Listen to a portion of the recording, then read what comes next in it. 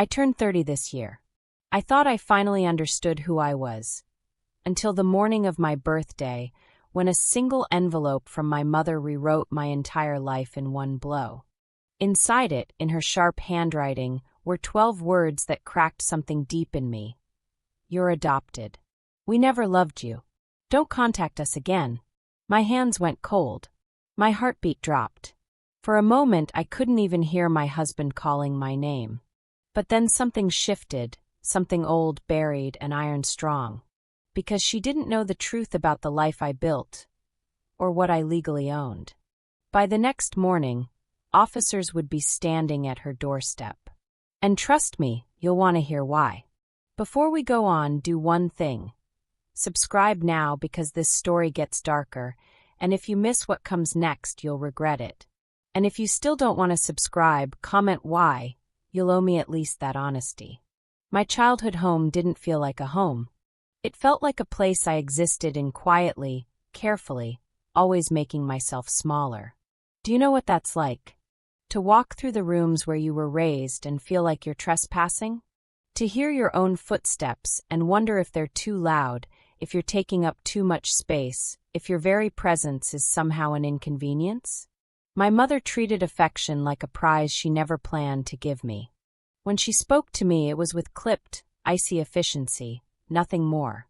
Not warmth, not tenderness, just cold, calculated words that did their job and nothing else. I learned early on that asking for her love was like begging for water from a stone. So I stopped asking. I stopped hoping. I just existed in that house like a shadow nobody bothered to acknowledge. The silence in that home was suffocating. Not the peaceful kind of quiet.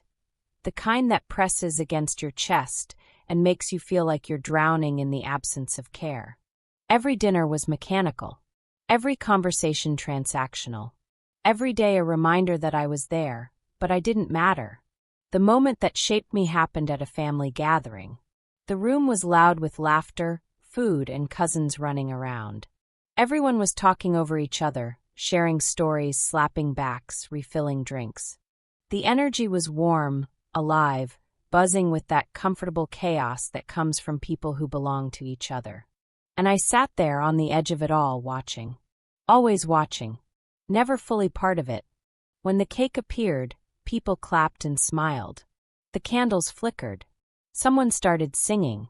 Then someone nudged my mother and reminded her it was also my birthday. She shrugged. She actually shrugged. And then she said, loud enough to earn a few awkward stares, "Does it matter?" She's used to being an afterthought. The room went silent. You could feel the air change. People looked down at their plates. Someone coughed. A cousin shifted uncomfortably. And me. I laughed. I laughed to protect myself, to smooth over the moment, to pretend it didn't slice through me like a blade. But something inside me fractured that day. Something that had been barely holding together finally gave way. I slipped into the bathroom, locked the door, and stared at myself in the mirror. My reflection looked back at me, flushed cheeks, forced smile still lingering like a ghost, eyes wet but refusing to spill over. For the first time, I let myself feel the sting, not with tears but with a quiet, burning anger. That's when it hit me. I wasn't sad. I was furious. Furious that I had spent years trying to earn love from someone who had decided long ago that I wasn't worth it. Furious that I had made myself small, quiet, invisible, thinking that maybe if I just took up less space, she'd finally see me. Furious that I had wasted so much of my life waiting for crumbs of affection from a woman who looked at me like I was nothing. That night, I remembered something my late father once told me. When they don't see your worth, build a life so bright they can't ignore it. That memory became my anchor, my breaking point, my vow. And listen, if you've ever felt invisible in your own family, stay with me. What happened next will hit home. Walking out of that house was the first real breath I'd taken in years. But let me tell you something, freedom didn't bring miracles. It brought struggle. Raw, relentless, bone-crushing struggle. I worked 2 jobs, studied at night, lived on instant noodles that tasted like cardboard and regret, and still barely made rent. Some months I had to choose between electricity and groceries. Some nights I walked home in the rain because I couldn't afford the bus fare. I faced rejections that would have broken anyone without something sharp driving them forward. Job applications ignored. Opportunities given to someone more connected, more polished, more everything I wasn't. Doors slammed in my face over and over again. And every single time I heard her voice in my head, that dismissive tone, that casual cruelty, that shrug that said I didn't matter. But I kept going. Every night became a grind. Learning, planning, failing, adjusting. I taught myself skills nobody handed me. I read books I could barely afford. I watched tutorial videos on a cracked phone screen. I took notes until my hand cramped. I practiced until my eyes burned. My hands shook some nights from exhaustion. I'd collapse into bed at 2 in the morning and drag myself up at 6 because rest felt like surrender, and I refused to surrender. But I had this fire inside me that never dimmed. A fire that whispered, "You owe them nothing. You owe yourself everything." My first win was small. Pathetically small, if I'm being honest. A single client who believed I could help them. One person who took a chance on the girl with no credentials, no network, no safety net. Just hunger and determination. That tiny spark grew, slowly but steadily. One client turned into 5. 5 turned into 30. I built reputation out of sweat, consistency, and silence. And you know what? Nobody from my family noticed. Nobody cared. I had slipped completely off their radar. They assumed I had failed. They probably talked about me at their gatherings, shaking their heads, saying they always knew I wouldn't amount to anything. Poor girl. Should have stayed where she belonged. Good. They were supposed to think that. Because that silence became my shield, and my advantage. I worked in the shadows while they lived their comfortable lives. I climbed while they stood still. I built something real while they recycled the same tired patterns, the same petty dramas, the same shallow priorities. And the whole time, they had no idea what I was becoming. And by the way, if you've watched this far, you clearly understand the grind. Don't whisper through life. Hit subscribe so you never miss stories that remind you why you keep pushing. Years passed, and the business I built with shaking hands became something powerful. My office expanded. My savings grew. My life shifted from survival to strategy. I upgraded my home, not to show off, but to feel the peace I had earned. Real peace. The kind that comes from knowing you did it yourself, that nobody can take it from you. That every piece of furniture, every wall, every corner belongs to you because you fought for it. Everything my mother valued, status, reputation, control, I achieved without her voice haunting my every move. Without her approval. Without her presence. Without her cold, calculating gaze judging every decision I made. I built an empire out of the ashes of my childhood, and she had no idea. I didn't tell anyone in the family. I didn't need validation. I didn't need them to clap for me, to suddenly pretend they cared, to show up at my door with fake smiles and hollow congratulations. I simply prepared for the day when my past would come knocking. Because I knew it would. People like her always come back when they need something. Success didn't change me. It clarified me. It stripped away the doubt, the fear, the desperate need for approval that had poisoned my childhood. I became the woman my childhood self needed. Strong, independent, unshakable.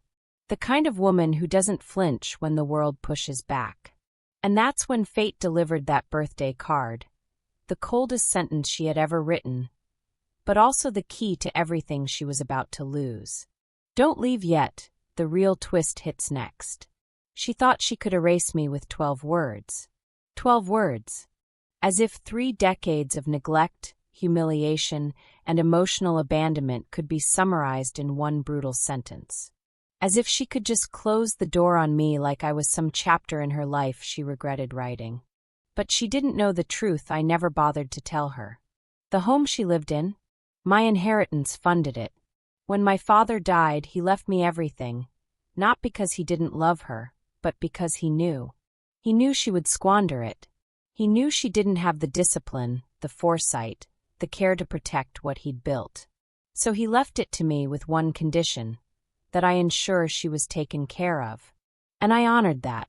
Even after everything she put me through, I honored my father's wishes. I made sure she had a roof over her head. I made sure the bills were paid. I made sure she could live comfortably in the house she treated like her own, never knowing it was mine. The business she bragged about? Built on accounts under my name.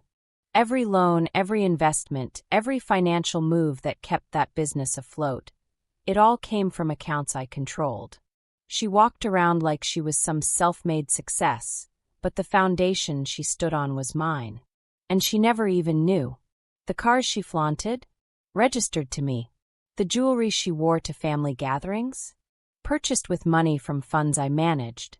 Every asset she touched rested on legal foundations I controlled.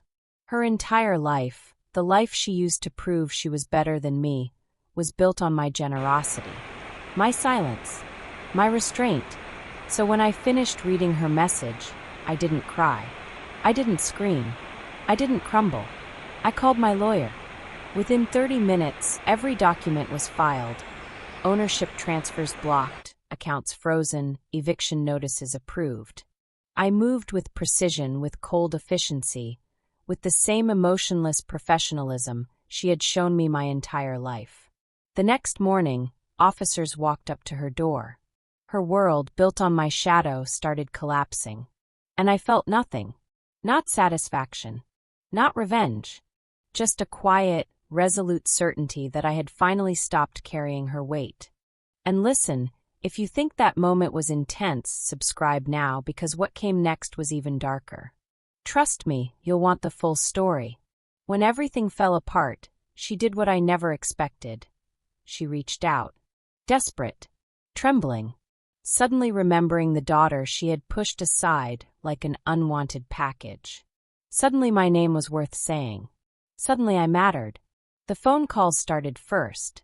Voicemails that shifted from confused to panicked to pleading. Text messages that grew more frantic with each unanswered hour. She didn't understand what was happening. She didn't understand why the life she thought was hers was being pulled out from under her like a rug. I ignored them all. For days. Let her feel what I felt, the silence, the absence, the crushing weight of being invisible to someone who should care. But eventually I responded. Not because I forgave her. Not because I wanted reconciliation. But because I needed her to see. I needed her to understand exactly who I had become, and exactly what she had lost. I told her to meet me at my office. Watching her step inside that space was surreal. She looked smaller than I remembered. Worn. Aged. Her shoulders hunched like she was bracing for a blow. She scanned the polished floors, the staff greeting me by name, the awards lining the walls, and realization washed over her face like cold water. The daughter she humiliated had become everything she wanted to be. The afterthought had become the main event. I didn't raise my voice. I didn't let emotion take over. I had spent too many years mastering control to lose it now. I simply held up the birthday card and said, "You told me not to contact you. I honored your wish." Her face crumpled. Her hands shook. She started with excuses. She was angry. She didn't mean it. She was going through something. I had to understand. Then came the apology. Her voice trembled. She begged for forgiveness. She said she loved me, that she always loved me, that she didn't know what she was thinking. But I wasn't there for closure. I was there for truth. And here's where I remind you, if you're watching without subscribing, at least comment why. I respect honesty. I didn't take her pain as revenge. I didn't gloat. I didn't twist the knife. I didn't give her the emotional comfort she denied me my entire life. But I also didn't destroy her just because I could. People think power means crushing your enemies. But real power is restraint. Real power is choosing not to become the monster that hurt you. Professionally, I gave her terms. Fair, strict, honest. She could keep the house, but under a payment plan she'd have to earn.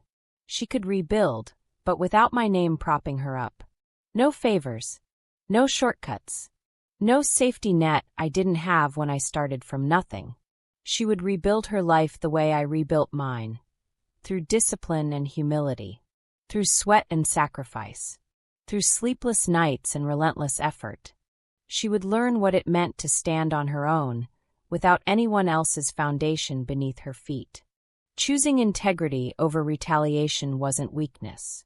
It was freedom, because holding on to hatred would have chained me to her forever. And I didn't survive everything I survived just to stay tethered to the woman who tried to break me. And if you would have handled it differently, tell me in the comments. I'm curious where you stand. When she left my office that day, I felt a strange calm wash over me. Not victory, clarity. The kind that settles your bones when you finally understand you were never the problem. When you realize the voice that told you that you weren't enough, that you didn't matter, that you were forgettable, that voice was lying. It was always lying. I built myself from the ground up, alone. I survived a home that treated me like a ghost. I worked jobs that broke my body. I studied until my eyes burned. I failed more times than I can count. And I rose, not to prove anything to her, but to become someone I could be proud of. Her birthday card didn't break me. It revealed who I had become. It showed me that the girl who used to hide in bathrooms and force smiles through humiliation had transformed into a woman who could stare down her past without flinching.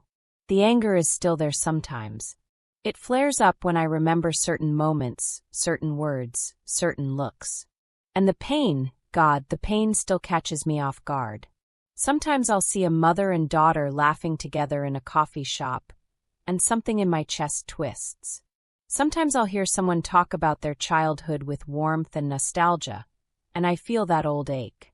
But I don't let it define me anymore. I don't let it control me.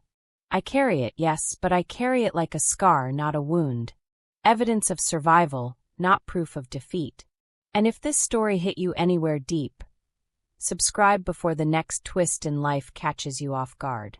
If not, comment why. I read everything. Because here's what I learned. The people who hurt you don't get to write your ending. They don't get to decide your worth. They don't get to define who you become. You do that. Through every painful step forward, through every moment you choose to keep going when it would be easier to quit, through every time you look in the mirror and decide to believe in yourself when nobody else does. I turned 30 this year, and I finally know who I am. I am the daughter who was told she didn't matter, who built a life that proved them wrong. I am the girl who was humiliated at her own birthday, who now owns the room wherever she goes. I am the woman who was cast aside, who rose anyway. And nothing, not 12 words, not 30 years of neglect, not a lifetime of being treated like an afterthought, could stop me from becoming exactly who I was meant to be.